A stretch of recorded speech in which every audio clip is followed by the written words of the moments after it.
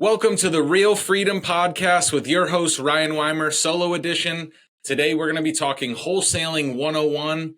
If you're a beginner, newbie, or just starting out, this episode is for you. We're going to define exactly what wholesaling is and how it's the fastest, most proven path to financial freedom. So for today, I'm going to try to keep things at a third grade level, just because I know there's a lot of beginners listening or people that are completely unfamiliar with what wholesaling even is. So before we kick things off, just a disclaimer, I'm not an attorney, I'm not a CPA. Please talk to your counsel for all this stuff if you have very specific detailed questions or concerns, okay?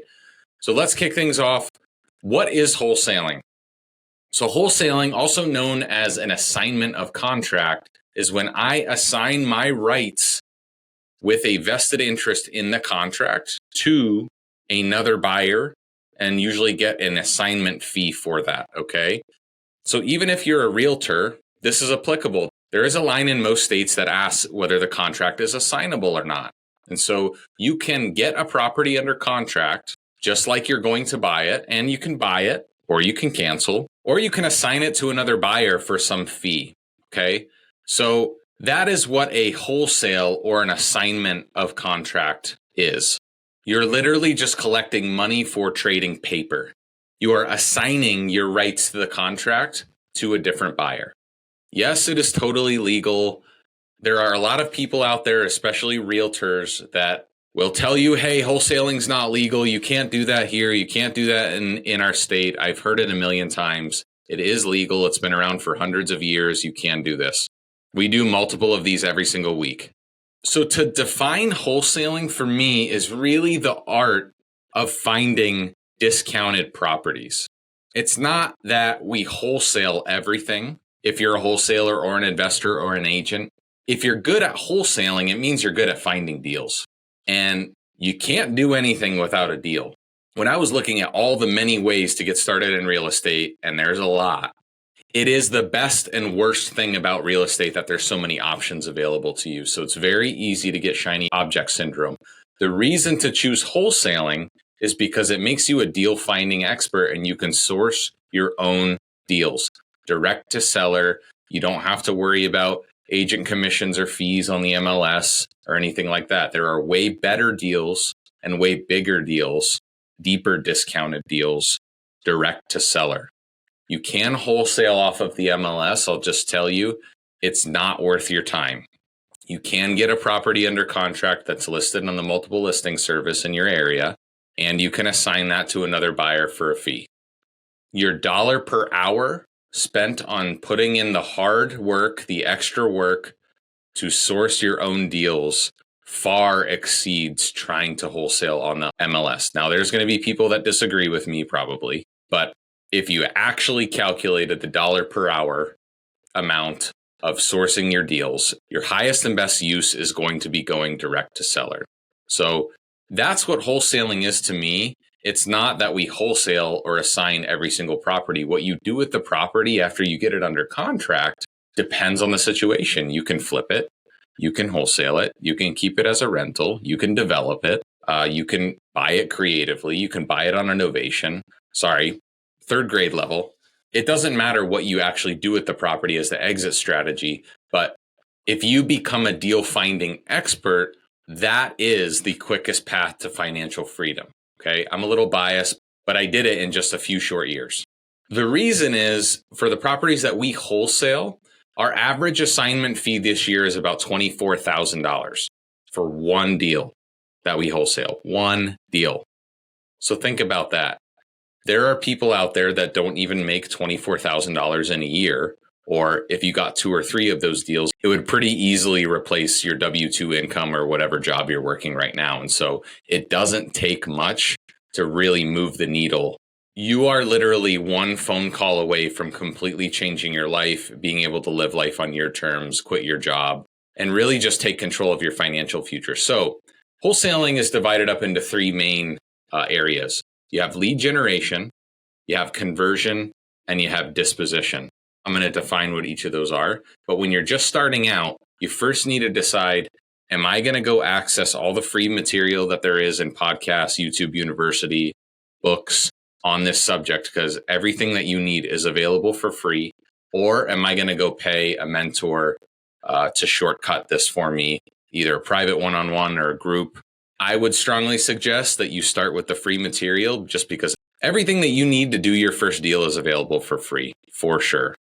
But you have to decide how many hours you can dedicate to this, and are you committed to this no matter how long it takes? Because while wholesaling is the quickest path to financial freedom, it's difficult. It's hard. I'm not going to sugarcoat this. It's challenging. It's a lot of work.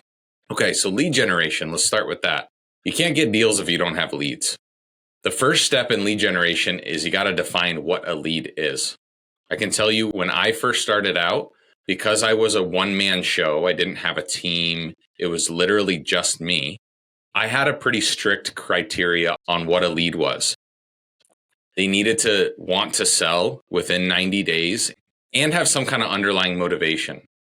So the key to becoming a master at finding good deals is finding people with problems. That's the name of the game. Finding people with problems. You're never going to convince somebody that doesn't have a problem to sell their property at a discount. You have to find people with problems so that you can solve their problems and in exchange buy their property at a discount. 6 to 8% of all homeowners in the United States are in distress.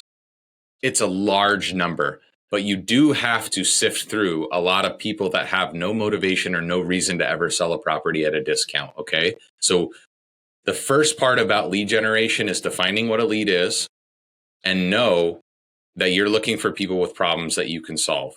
Because wholesalers are not convincers, they are deal finders, okay? They're sorters. Oh, you're not motivated. Oh, you're not motivated. Oh, you're not motivated. Oh, you're motivated. You have a problem. Let's dive into that. The next part of lead generation is, how will you generate leads? It's either got to be time or money. You either have to have time to cold call or text or do an outbound channel. That really doesn't cost very much money, but it takes a lot of time. Or you have money and you can pay money for pay-per-click, TV commercials, direct mail, Facebook ads. There's a ton of different marketing channels. Decide whether you're going to do inbound or outbound and stick to one. Master one before you add a second. Trust me. There's no golden bullet when it comes to marketing channels. They all work. Your best marketing channel is the one that you can be most consistent at. I'll say that one more time. Your best marketing channel is one that you can be consistent at. The next part of lead generation is, if you're doing outbound, what lists are you going to call? Remember, we're looking for people with problems. We're looking for people that they don't have the money to fix up the property. They're hoarders.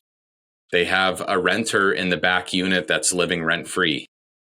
They have a renter in the back unit that's giving them problems and renting way under market value, and the owners are too scared to talk to them. We're looking for people in foreclosure. We're looking for people that are tax delinquent, divorces, anything that would make somebody want to sell a property outside of the normal, hey, let me call a realtor and list the property, are the people that you're looking for. And you have to get through a lot of no's to get a yes. So what lists are you going to contact? Tax delinquent, code violations, foreclosures, driving for dollars. Driving for dollars is always our top producing list. It's where you drive around and look at properties that have peeling paint, holes in the roof, the lawn is unkept, there's junk cars in the driveway. High equity lists, no equity lists, vacant properties, utility shutoffs, garage sales, probate, tired landlord. The list goes on and on. However, if you're just getting started, call on the ones that indicate financial distress. So pre-foreclosures, vacant properties, tax delinquent, those kind of lists. Once you're consistently generating leads, the keyword being consistent, the next piece is conversion. Conversion is, well, when you get somebody on the phone or you start talking to a lead, what are you going to say? How many conversations have you had? How experienced are you? How much practice have you had? This is the biggest decision that most people will have in their life. It's a property. It's an asset. It's most people's only asset. And a lot of times it carries a lot of emotional attachment with it. So you have to be prepared for those conversations. That's why I personally love starting with cold calling, is because you just get a ton of live reps talking with sellers and asking questions, building trust, building credibility, and getting those live reps. If you start with inbound channels, it can be pretty expensive to learn on the fly. So conversion will be, I have all these leads. Now, how do I actually get somebody to sign a contract with me? So I'll tell you, typically how it works is you're meeting the seller plus any other decision makers at the property, going over their different options with them. And if it sounds like it might be a fit, then you're getting that property under contract. I'm not going to go deep into conversion in this episode. There is a lot to unpack in there in sales training and becoming and going from a newbie to a master. But the one thing I'll say is people that are in distress inherently have their guard up. And your ability to ask them the right questions to lower their guard so we can find out the truth of what's going on in their situation is going to be key. And the third part is disposition. This is once you get the property under contract, what are you going to do with it? Are you going to wholesale it? Are you going to flip it? Are you going to turn it into a rental? If you are doing a true wholesale or a true assignment, you're going to need to find an end buyer. The way you do that is being vocal in the community that you are marketing direct to sellers and you are drumming up seller leads, and you're going to need investors that want to buy properties in certain areas. I can tell you from experience that market plays a factor here. Typically, the easier it is to get a contract, the harder it is to assign it or disposition it. The harder it is to get a contract, there's a good possibility that you'll have multiple offers or a high level of interest from other buyers on it. So that conversation goes like this. Hey, my name is Ryan. I'm doing a lot of direct to seller marketing and I'm looking for end buyers to assign properties to. If you're interested, shoot me a message. For your first deal, if you are doing a true wholesale assignment, I would really like to see you get 50 buyers. You definitely don't want to have one or two that you're depending on for this. You really want to have 50 buyers. People buy in different areas. They like different things. Some like multifamily, some like single family. Some like land, some won't buy in certain areas, some like certain neighborhoods. So ask them what kind of properties they're looking for and what price ranges and get to know your buyers a little bit. If you get to 50 or 100, you're going to have a really good chance of success dispoing that property. So why is wholesaling the fastest way to financial freedom? Well, how many of these would you need to quit your job? My first deal was an $11,000 assignment fee. Even as an engineer, that would take me like a month and a half to make. The biggest reason I see why people are not successful in finding deals is they just underestimate the amount of work that it takes. And it's really just a mindset thing. If you go in wanting to try it out, instead of truly committing yourself, you're really setting yourself up for failure because you're going to quit. But if you really do want to change your life and live life on your terms, it doesn't take that many of these to replace your income and quit your day job. Live life on your terms, your schedule, from wherever you want in the world. All of that is possible through wholesaling. You can do it virtual, you can be in person. And if you can master the art of finding discounted properties, you will build an immense amount of wealth over your lifetime because it is a rare skill set. And most people are not willing to put in the work that it takes to do it. But once you do, you essentially have a money printer that will build generational wealth. If you want to learn more about wholesaling or just the art of finding discounted properties, shoot me a DM on Instagram @Weimer Investments and ask me your questions. See you on the next one. Peace.